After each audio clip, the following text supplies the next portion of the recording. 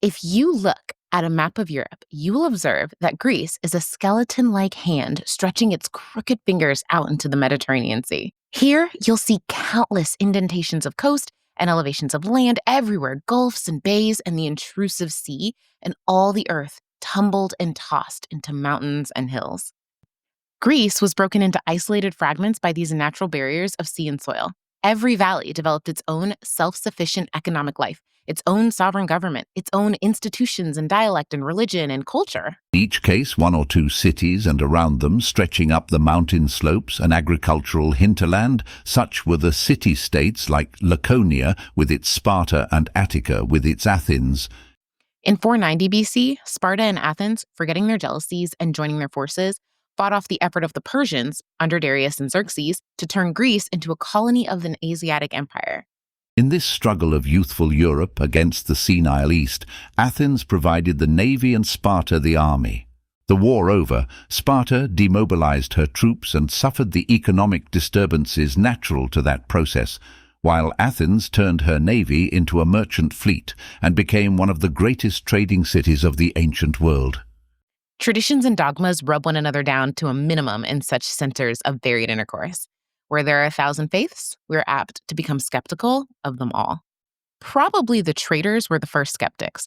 They had seen too much to believe too much, and the general disposition of merchants to classify all men as either fools or knaves inclined them to question every creed. Gradually, too, they were developing science. Mathematics grew with the increasing complexity of exchange, astronomy with the increasing audacity of navigation. Proud of their achievements, says Aristotle, men pushed farther afield after the Persian Wars. They took all knowledge for their province and sought ever wider studies.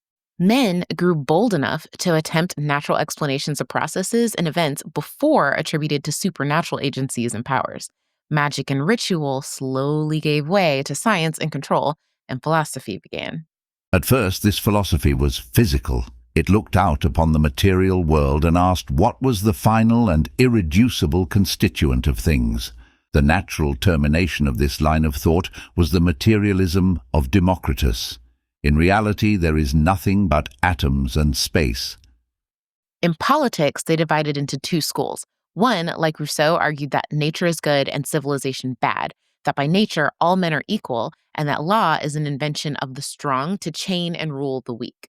Another school, like Nietzsche, claimed that nature is beyond good and evil, that by nature all men are unequal, that morality is an invention of the weak to limit and deter the strong. But the most characteristic and fertile developments of Greek philosophy took form with the sophists, traveling teachers of wisdom who look within upon their own thought and nature rather than out upon the world of things. There is hardly a problem or a solution in our current philosophy of mind and conduct which they did not realize and discuss. They asked questions about anything. They stood unafraid in the presence of religious or political taboos and boldly subpoenaed every creed and institution to appear before the judgment seat of reason.